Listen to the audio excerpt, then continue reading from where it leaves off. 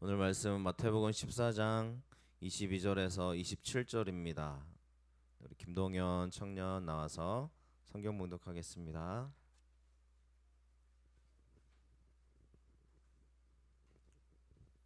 네, 성경 봉독하겠습니다. 예수께서 즉시 제자들을 재촉하사 자기가 무리를 보내는 동안에 배를 타고 앞서 건너편으로 가게 하시고 무리를 보내신 후에 기도하러 따로 산에 올라가시니라. 저물매 거기 혼자 계시더니 배가 이미 육지에서 수울이나 떠나서 바람이 거스름으로 물결로 말미암아 고난을 당하더라.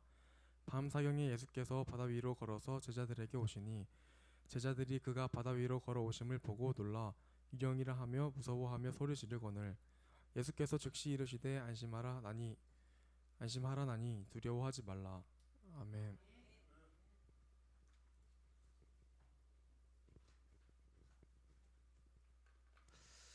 안심하라 나니 두려워하지 말라라는 제목으로 함께 은혜 나누겠습니다.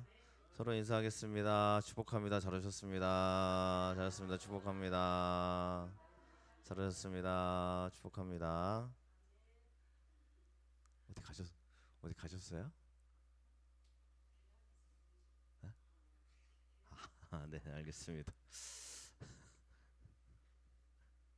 안 오시면 걱정이 돼가지고. 네, 일주일 잘 보내셨나요?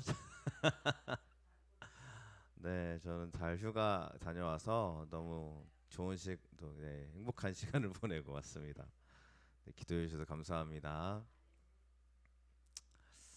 휴가 기간 동안도 그렇고 어제 예배를 준비하면서도 제 마음속에 약간의 걱정이 있었어요. 무슨 걱정이냐면 하나님 어떻게 하면 좋을까요? 뭐 그죠? 우리 아이들도 있고 청년들도 있고 어른들도 있는데 어떻게 하면 우리 교회를 하나님 정말 하나님이 기뻐하시는 방향으로 갈 수 있을까요? 막 이런 마음이 제 안에 굉장히 많았어요. 그래서 막 그런 마음들 있잖아요. 뭐 그 걱정되는 마음, 좀 두려운 마음, 그런 마음들이 있잖아요. 그때 하나님이 제 마음에 주셨던 말씀은 안심하라라는 이야기였습니다. 안심하라라는 한마디였어요.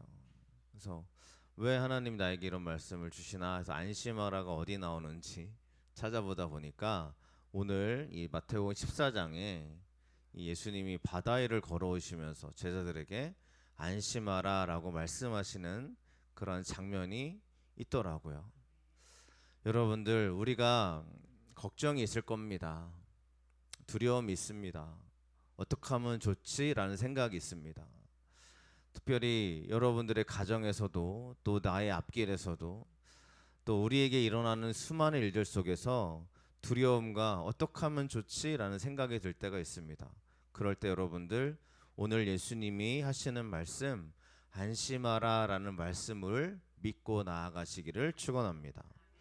주님이 안심하라라고 말씀하고 있어요. 이 말씀은 오늘의 읽었던 27절에서 예수님이 하신 말씀입니다. 지금도 우리에게 이렇게 말씀하고 계십니다. 안심하라, 나니 두려워하지 말라 라는 게 예수님의 말씀입니다. 자, 여러분들 안심이 되십니까? 지금 너무 안심이 돼가지고 막 걱정이 없으세요? 네, 우리는 근심과 걱정을 하고 삽니다. 이게 사람이 갖고 있는 지극히 당연한 모습인 것 같아요. 그래서 제가 뭐 휴가를 재밌게 또 즐겁게 다녀오려고 노력을 많이 하면서 다 내려놓고 하려고 했지만 제 마음이 여전히 그런 마음이 있었던 것처럼 여러분들 오늘 예배를 준비하면서도 하나님이 여러분들에게 하시는 말씀입니다. 안심하라라는 거예요. 그러면 하나님이 오늘 예수님의 말씀이잖아요. 어떨 때 안심하라 하실까요? 어떨 때 안심하라 하실까요? 제가 우리가 성경을 그래도 어느 정도 많이 들어보셨기 때문에 특별히 이 성경 말씀은 더 잘 아실 거라고 생각하는데 자, 예수님이 제자들에게 하고 있는 말씀입니다. 제자들이에요. 예수님과 늘 같이 있었던 제자들에게 예수님이 안심하라 하는 겁니다. 저는 늘 예수님과 같이 있겠다고 결심하고 있는 저이기도 하고, 여러분들도 늘 예수님이 나와 함께 하십니다라고 고백하시는 사람들일 거예요. 이런 사람들에게 하시는 말씀입니다. 안심하라. 그러면 왜 예수님이 제자들에게 안심하라고 말씀을 하셨을까라는 거예요. 자, 오늘 말씀을 하나둘씩 한번 살펴보도록 하겠습니다. 예수님이 무리를 먼저 보내요. 제자들을 먼저 보냅니다. 예수님 어디로 가시냐면 예수님은 따로 기도하러 올라가십니다. 떨어졌어요. 제자들과 함께 있지 않아요, 지금. 왜 함께 있지 않냐면 예수님이 제자들을 먼저 보내셨거든요. 예수님이 제자들을 재촉해가지고 먼저 가라 라고 말씀하시면서 일부러 예수님이 떨어지셨어요. 예수님이 하신 일이에요.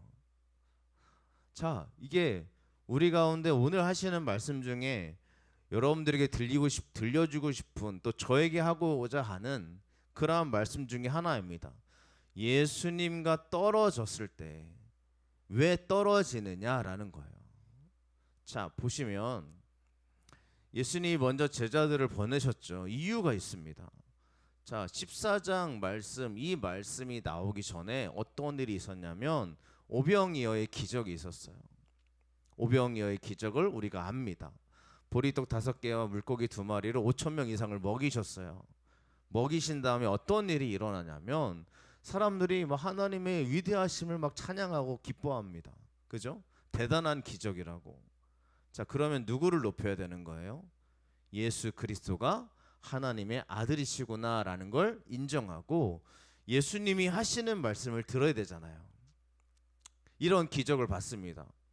그런데 사람들이 어떻게 하냐면 예수님을 자기들 나라의 왕으로 모시려고 합니다. 왕으로 추대해서 예수님을 왕으로 삼고 이제 어떻게 하려고 하냐면 우리나라는 우리의 왕 예수님이 있으니까 로마나 이 자기를 다스리고 있는 총독 우리를 더 이상 신경 쓰지 마라는 이러한 정치적인 일을 행하려고 사람들이 똘똘 뭉쳤어요.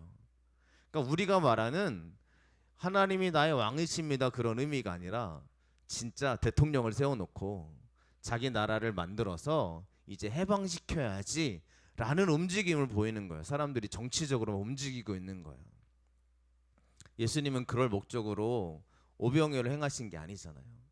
그냥 사람들이 불쌍해서, 이 사람들이 배고픈 걸 예수님이 보시는 게 너무 안타까워서 이렇게 많은 걸 베풀어 주셨어요.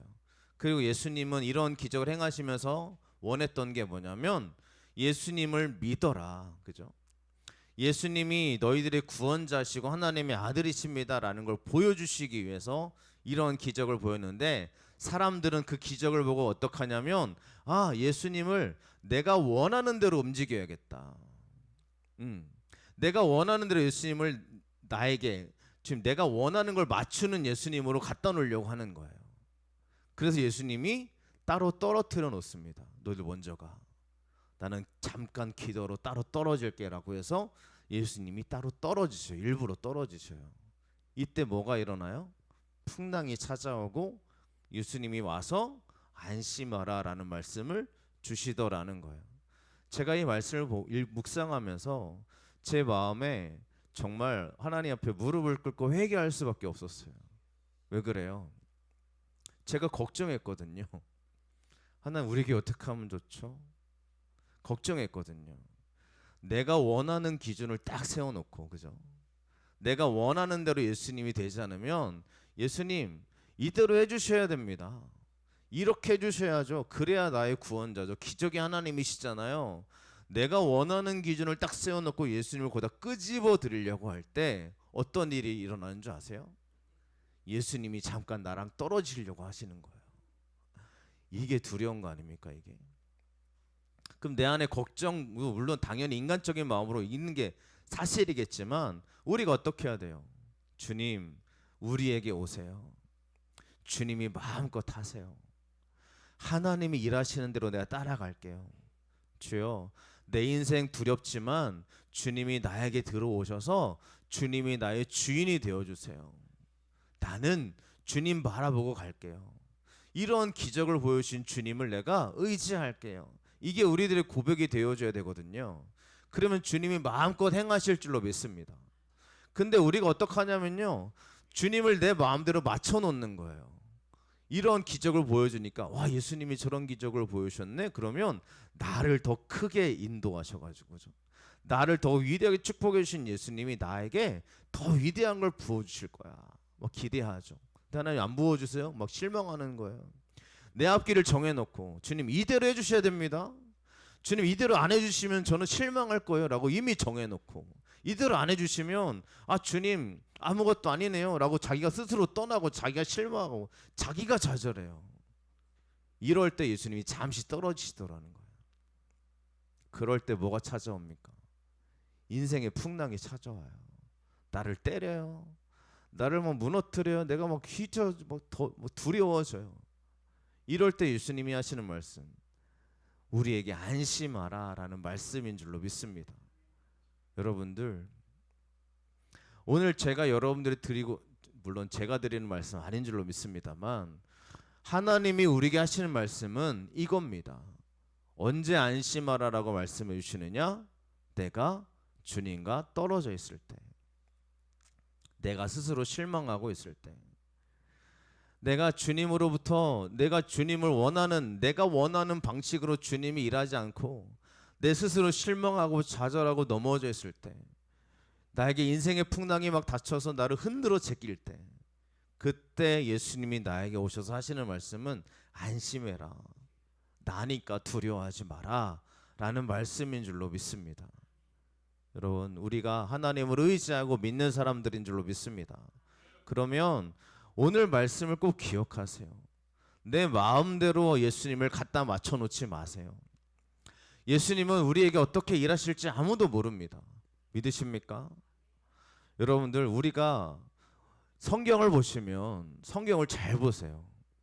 뒤에서 가만히 지켜보면서 아무것도 안 하는 사람에게 예수님이 그 사람에게 일하시지 않았어요. 성경을 잘 보세요. 예수님께 달려 나오는 사람, 그죠? 예수님이 옷자락을 붙잡는 사람, 예수님의 무릎을 꿇고 주여 도와주세요라고 외치는 사람, 이런 사람에게 예수님이 찾아가셔가지고 네 믿음대로 되라, 네 병을 고쳐주겠다 이러셨죠. 수많은 사람들처럼 뒤에서 팔짱 끼고 지켜보면서 아, 예수님이 나에게도 해주시겠지, 뭐 주님이 나에게도 함께 하겠지, 이런 사람에게 예수님이 함께 하지 않더라는 거예요. 성경을 잘 읽어보세요. 아무것도 하지 않는 사람에게 주님이 찾아가신 적이 없어요. 믿으십니까? 그러면 우리가 어떻게 해야 돼요? 아무것도 하지 않고 뒤에서 팔짱 끼고 있는 사람들이 되지 않아야 될 줄로 믿습니다. 우리는 믿음의 간구가 있어야 돼요. 꼭 부탁을 드립니다. 교회는 팔짱 끼고 있는 것이 아니에요. 우리 주함께 교회는 주님과 함께하는 길을 걸어가야 될 거 아닙니까? 그러면 우리가 달려가야죠. 예수님께 달려가도 주님 붙잡아야죠. 그때 우리 주님은요, 우리를 기뻐하실 줄로 믿습니다. 근데 우리가 뭐 하냐면 뒤에서 팔짱 끼고 그러는 거예요. 주님, 내가 원하는 대로 안 해주실 거예요? 주여, 내가 원하는 대로 안 해주실 거면 저는 실망을 준비하고 있어요. 그러면서 내가 하나님을 정해놓고, 내가 예수님의 사역을 정해놓고 그러고 있는 거예요. 정치적으로 예수님을 막 움직이려고 하는 거예요. 아닙니다. 그럼 예수님이 잠시 떨어지시는 거예요. 우리에게 잠시 거리를 두시더라는 거예요. 네가 깨달으라고, 네가 그럴 때 언제 풍랑을 만나는지 한번 보라고. 우리가요, 예수님을 나에게 맡겨드리고 예수님으로 맡겨드리고 예수님이 하실 일들을 우리가 열어놓는다면 주님은 마음껏 행하실 줄로 믿습니다. 근데 언제 풍랑이 찾아와요? 왜 믿는 사람들에게 풍랑이 점점 많아질까요? 물론 주님의 뜻이 있고 다 계획이 있겠지만 잘 생각해 보세요. 언제 풍랑이 찾아오냐면 내가 실망할 때요. 예수님이 나에게 내가 원하는 대로 움직여주지 않을 때 내가 풍랑에서 허우적대고 있는 걸 볼 수 있습니다. 열심히 이걸 향해 갔는데 이게 좌절이 돼요. 그럼 그때부터 나에게 풍랑이 닥치는 거예요. 나를 막 뒤집어 제껴요. 주님이 다시 우리에게 오셔서 안심하라라고 말씀하실 때는 주님이 더 큰 일을 행하실 줄로 믿습니다. 우리가 잘 아는 베드로의 고백입니다. 베드로는 예수님을 이렇게 고백했어요. 자, 주는 그리스도시요 살아계신 하나님의 아들이십니다라고 고백했어요. 그런데 이 고백 바로 16장 16절이죠. 이 고백 바로 다음에 예수님이 베드로에게 사탄아 물러가라 그랬어요. 왜 그러셨어요? 베드로가요 자기 마음대로 지금 예수님을 판단하고 있거든요. 예수님이 십자가를 질 거야. 나는 십자가를 져서 구원의 길을 걸어가야 돼 라고 했을 때 베드로가 예수님을 붙잡고 막 흔들어 제낍니다. 주님 절대 그럴 수 없어요. 예수님이 십자가 지시면 안 돼요. 그 일이 일어나면 안 됩니다. 예수님 돌아가시면 안 돼요. 우리를 구원하셔야죠. 우리를 로마로부터 분리시켜가지고 우리를 새로운 나라를 만드셔야죠. 이 베드로가 막 그러고 외치고 있는 거예요. 예수님 막 흔들어 제끼고 있는 거죠. 그때 예수님이 하시는 말씀이 뭐냐면 사단아 물러가랍니다. 베드로가요 내 생각 가지고 예수님 판단하고 있는 거예요. 예수님 그러면 안 돼요. 예수님 십자가 지시면 안 돼요. 우리가 원하는 예수님은요 우리를 편안하게 새로운 나라를 만들어서 이 모든 나라로부터 우리를 독립시키고 그게 메시아죠. 우리가 원하는 메시아는 그런 메시아예요. 근데 십자가를 지신다고요? 말도 안 돼요. 주님 그러면 안 돼요. 예수님 그러시면 안 돼요. 그러고 있는 게 베드로였어요. 내 생각대로 하니까. 예수님이 하시는 말씀은 사단아 물러가라 했습니다. 우리가요 내 생각대로 예수님을 재단하면 안 됩니다. 판단하면 안 됩니다.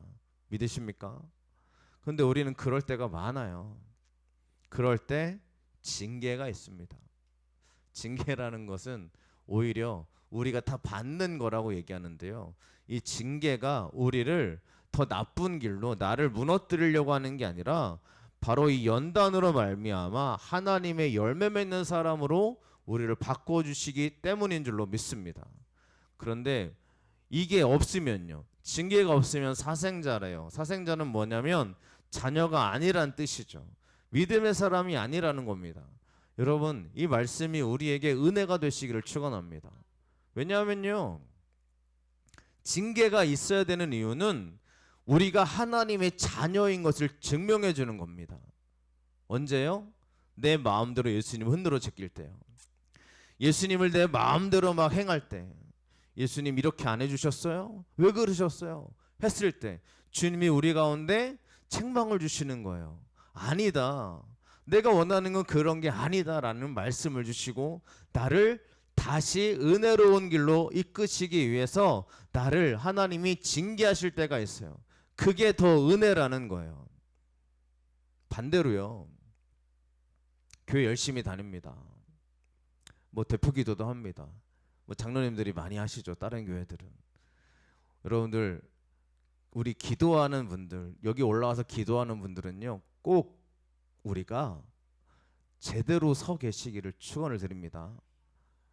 저도 이곳에 올라가기 위해서 하나님께 제대로 서 있으려고 기도하는 사람이거든요. 그냥 올라오지 않습니다. 이 자리는 물론 여기는 뭐 아무것도 아니지만 이 자리로 올라와서 예배를 드릴 때는 제가 하나님 앞에 굉장히 준비하고 올라옵니다. 그래서 기도하러 올라오시는 분들 꼭 기억해 주시기 바랍니다. 이렇게 뭐 기도도 인도하고요. 교회 안에서요. 열심히 합니다. 그런데 그 사람이 죄악을 행하는 사람들이 있어요. 교회 안에서도 사기를 치고요. 그런 사건이 지금 어느 교회 일어나가지고 그 교회가 힘들어하고 있다는 얘기를 들었어요. 어떤 한 장로가 사기 쳐가지고 돈을 많이 투자받은 다음에 사라졌다는 거예요. 열심히 기도했던 사람이래요. 모든 기도를 다 나왔대요. 뭐 새벽 기도, 막 밤 기도 다 나왔대요. 사람들이 믿었죠. 이런 장로님이라면 믿을만해. 근데 그 장로님이 사기치고 도망간 거예요. 이런 사람들이요. 하나님 앞에 죄악을 범하는데 징계가 없어요? 그럼 두려워야 되는 거 아닙니까? 내가 이렇게까지 하나님을 떠나는데 징계가 없어? 그럼 나 정말 하나님께 버림받은 거 아닌가? 이게 당연하게 되어져야 되는데 교회 다니면서 예수님 믿으면서 죄악을 범하고 있는데도 하나님의 징계가 없으면요 더 편하게 더 아무렇지도 않게 죄악을 범하는 사람들이 있다는 거예요. 그런 사람들은 이미 끝난 겁니다. 저는 그 사람에게 하나님이 기회를 줬을 거예요. 돌이킬 수 있는 기회. 근데 왜 돌이키지 않을까요? 징계가 있다라는 건 오히려 감사한 겁니다. 왜요? 내 마음에 불안함이 있고 내 마음에 하나님 이게 아닌 것 같은데요, 이거 죄악인 것 같은데요, 주여 내가 이 죄악에 빠졌어요 라는 마음이 드는 게 감사고요, 기쁨이고 하나님의 은혜인 줄로 믿습니다. 오늘 말씀에서 잘 보세요. 제자들이 예수님과 떨어졌습니다. 그죠? 먼저 배를 타고 갔어요. 그러면 어떤 생각이 들었어야 돼요? 아, 나 예수님과 같이 있어야 되는데, 예수님 혼자 기도라고 하셨으니까 나도 따라가야 되는 거 아닌가? 이런 마음이 들어야 되는 거 아닙니까? 맞잖아요. 근데 제자들이 안 따라가요. 자기들끼리 가요. 그러면서 예수님이 함께 계시지도 않은데 아무렇지도 않게 눌러라라 갑니다. 우리가 예수님이 안 가시는 곳에, 예수님이 같이 계시지 않는데 막 기뻐가지고 갈 수 있어요? 안 되잖아요. 우리가 주와 함께 교회라는 이름으로 나아가고 있습니다. 우리 교회 주님이 함께 계시지 않으면 우리는 두려워야 됩니다. 믿으시기를 축원합니다. 오늘 예배를 드립니다. 오늘 예배를 드리는데 내 안에 주님이 함께 계신 은혜가 없는 것 같아요. 그러면 우리는 두려워할 줄 알아야 돼요. 오늘 예배를 드리는데 그렇지 않습니까? 저 여러분들에게 하나님의 은혜가 충만하시길 축원합니다. 이 예수님이 우리에게 깊숙이 들어오시는 거예요. 안심하라 라고 말씀하시면서 주님이 사라지는 게 아니에요. 나에게 들어오셔가지고 나를 더 붙잡아 주시는 줄로 믿습니다. 예수님은 밤 사경에 걸어서 제자들에게 오십니다. 밤 사경은 새벽 3시부터 6시 사이입니다. 엄청난 짙은 어두움의 시간이죠. 해 뜨기 전이 가장 어둡다 하잖아요. 가장 어두운 시간에 예수님이 걸어오시더라는 거예요. 어디로 걸어오시냐면 바다 위를 걸어서 오셨다라고 합니다. 여기 궁금증이 생기셔야 됩니다. 자, 여기는 갈릴리 호수입니다. 왜 바다라고 하셨을까요? 갈릴리 호수 바다 아니잖아요. 근데 우리가 가끔 갈릴리 바다라고 표현을 합니다. 뭐 그럴 수 있어요. 근데 예수님이 정확한 표현은 호수 위로 걸어서 오셨다라고 되어져야 됩니다. 근데 이 단어는 우리나라 성경도 그러고 바다라고 해석을 해놨어요. 왜 그럴까라는 겁니다. 자, 걸어서 오셨습니다. 이 바다라는 의미를 보면 굉장히 많아요. 그런데 바다의 의미가 보면 악하게 쓰임 받을 때가 훨씬 더 많습니다. 악한 짐승들이 나오는 곳이 바다고요. 적 그리스도가 나오는 곳이 바다고요. 고통을 의미하는 것이 바다입니다. 또 물론 천국을 의미하기도 합니다. 그물을, 그러니까 천국의 의미를 나타낼 때 바다를 썼어요. 근데 예수님이 이 성경이 일부러 갈릴리 호수라고 이야기하는 거 바다라고 이야기한 이유가 저는 여기에 있다고 믿습니다. 예수님이 걸어서 옵니다. 어디를 걸어오는 거예요? 바다를. 바다가 어떤 곳이에요? 악한 것의 출처, 적 그리스도, 고통, 또 이 천국, 이게 다 누구의 발 아래 있는 거예요? 예수님의 발 아래 있는 거예요. 그래서 일부러 바다라고 썼다고 저는 믿어요. 믿으십니까? 예수님이 고통에 허우적대가지고 바닷속에 허우적대면서 오셔, 뭐 헤엄치고 오셨다고 생각해 보세요. 그럼 바다를 이길 수 있겠어요? 예수님은 이 모든 것들을 발로 밟고 오시는 거예요. 우리에게 있는 고통, 또 우리를 무너뜨리는 이 적그리스도, 악한 것들은 다 예수의 발 아래 놓여져 있는 줄로 믿습니다. 보여주시는 거예요.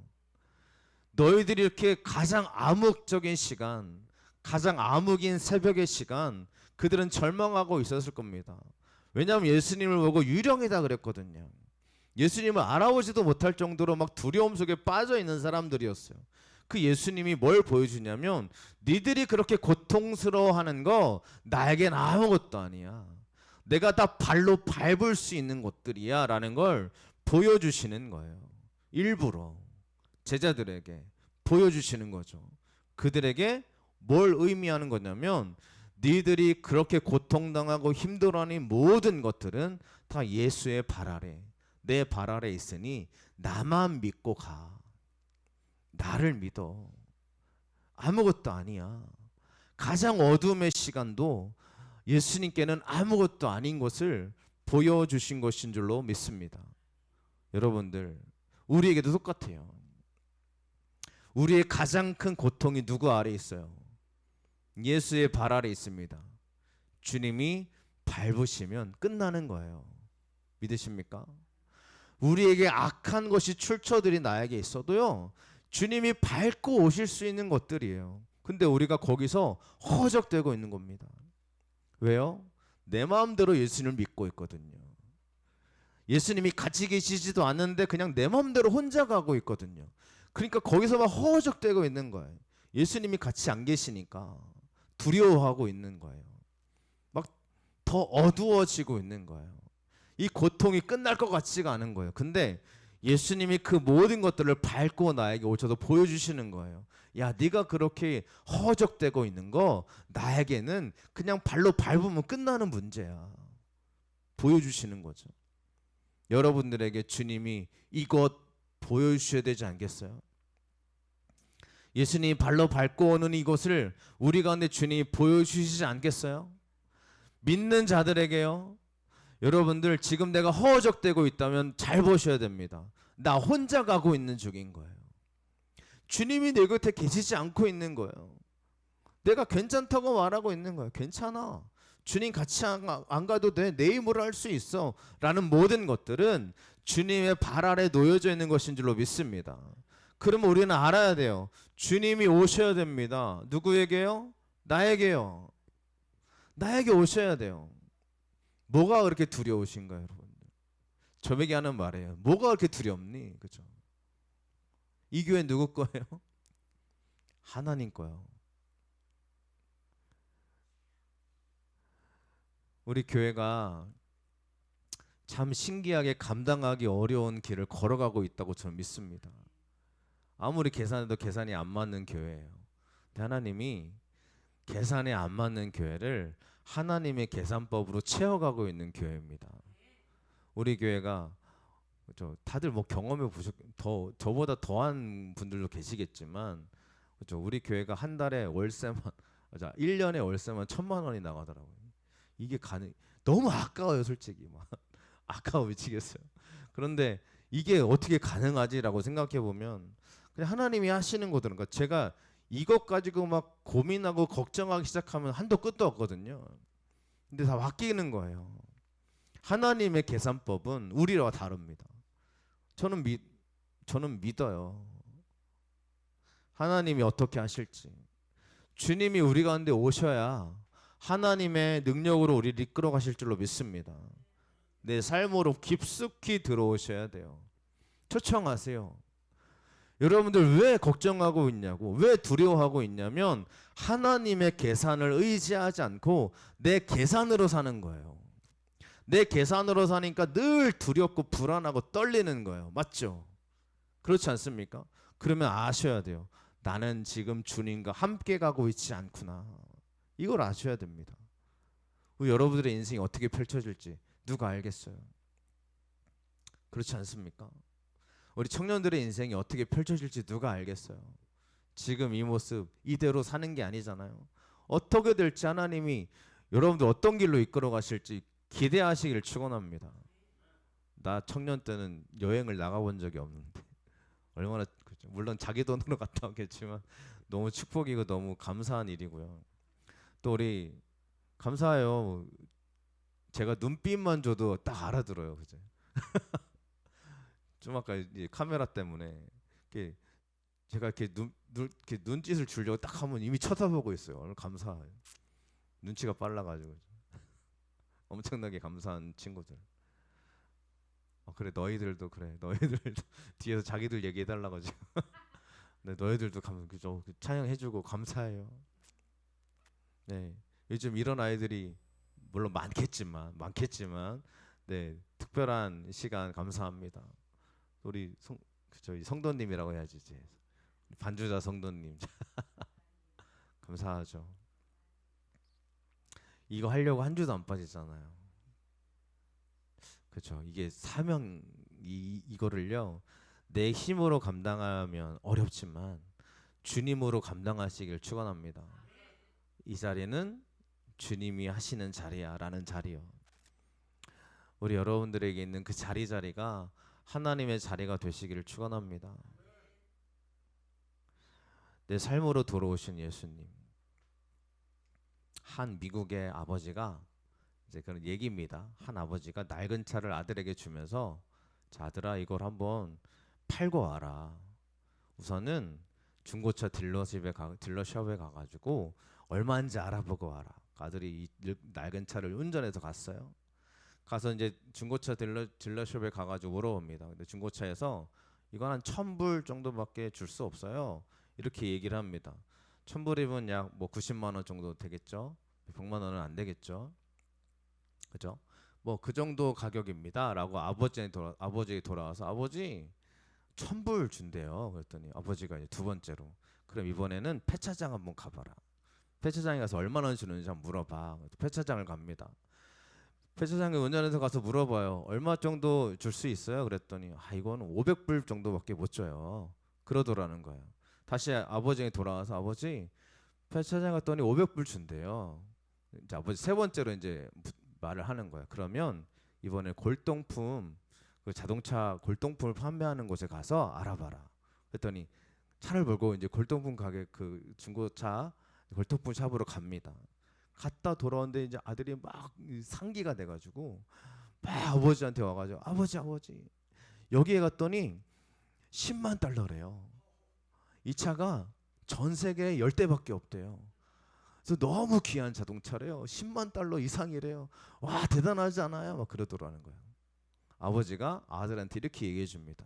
봐라 똑같은 차인데 가는 곳마다 다르지 않냐. 그래서 너의 가치를 제대로 알아주는 사람을 너는 만나야 된다. 이런 교훈을 주더래요. 이 차는 알아보는 사람이 있었던 거죠. 만약에 못 알아보는 골동품이나 못 알아보는 중고차나 못 알아보는 폐차장에 갖다 줬으면 그냥 500불 1,000불 받았을 거예요. 그런데 이 제대로 된 가치를 알아주는 골동품 가게 갔더니 이 가치를 알아주는 사람은 엄청나게 그 가격을 인정해 주더라는 거예요. 자, 우리가 누구를 만나야 될까요? 여러분들의 인생 나는 누가 나를 가장 가치 있게 여겨줄까요? 바로 우리 예수 그리스도 아닙니까? 예수님은 자기 목숨을 날 위해 버리셨잖아요. 자기 목숨 값이죠. 예수님과의 만남은 가장 가치 있는 만남이고 가장 행복한 만남인 줄로 믿습니다. 예수님보다 나를 더 가장 잘 알아줄 사람이 누가 있겠어요? 그렇지 않아요? 우리는 그렇죠. 굉장히 우리나라는 뭘 중요하냐면 학벌과 스펙을 중요하게 여기는 이런 시대를 살아가고 있습니다. 그런데 그러한 사람들이 많지 않잖아요. 솔직히 말씀드리면 학벌 좋고 스펙이 좋은 사람들이 얼마나 많겠어요. 몇 프로겠죠. 나머지는 그냥 나는 너무 평범해. 나는 실패했어. 그래서 요즘 청년 그죠. 이 악한 일들이 자꾸 일어나는 이유가 뭐 이유가 있는지는 잘 모르겠습니다만 그냥 해석을 하기를 얘네들이 너무 힘든 세상을 살아갈 때 고립되어져 있고 실패감에 빠져 있고 이렇게 좌절해 있으니까 이렇게 범죄를 하는 거 아니겠습니까? 라고 전문가들이 얘기하더라고요. 이게 맞는 건지는 잘 모르겠습니다. 왜냐하면 그냥 이유를 보는 거죠. 우리는 악한 것이 있기 때문에 그렇게 보고 있지만 우리가 그런 것들을 볼 때마다 우리 교회가요. 우리 기독교가요. 하나님 말씀으로 예수님의 가치를 가지고 우리는 얼마나 가치 있는 존재들인가. 아무도 나에게 함부로 할 수 없는 그죠? 하나님의 가치 있는 존재들인데 이걸 잃어버리고 사는 것 같습니다. 왜냐하면 세상의 판단이 나를 그렇게 만들고 있는 것 같으니까요. 여기서 실패하면 야, 너 실패했구나. 어떻게 하면 좋니? 이렇게 얘기하고요. 하지만 하나님의 가치 있는 저와 여러분들은 하나님의 위대한 축복의 사람들인 줄로 믿습니다. 아무리 낡았어도 주님은 우리를 기쁘게 여기십니다. 아무리 힘들어도요. 오늘 찬양단 나와라. 자, 오늘 찬양할 때 이 오직 주만이 이 찬양을 계속 하고 있습니다. 주님은 나를 가장 가치 있는 사람으로 세워주시는 줄로 믿습니다. 그래서 이 찬양을 같이 찬양하시면서 기도하시고, 혹시 내가 혼자 움직였던 게 아닌가? 혹시 내가 혼자 예수님 없이 가고 있었던 게 아닌가? 그래서 풍랑을 만난 게 아닌가? 그럴 때요, 예수님을 의지하시길 축원합니다. 주님, 저에게 오세요. 주님 마음대로 행하세요. 그렇게 여기시길 축원합니다. 요번에 캠프 갔다 와서 옷을 맞췄어요. 뒤에 봐봐, 십자가가 이렇게 있어요. 뒤돌아오세요. 이제 뒤돌아오세요. 네, 찬양하겠습니다.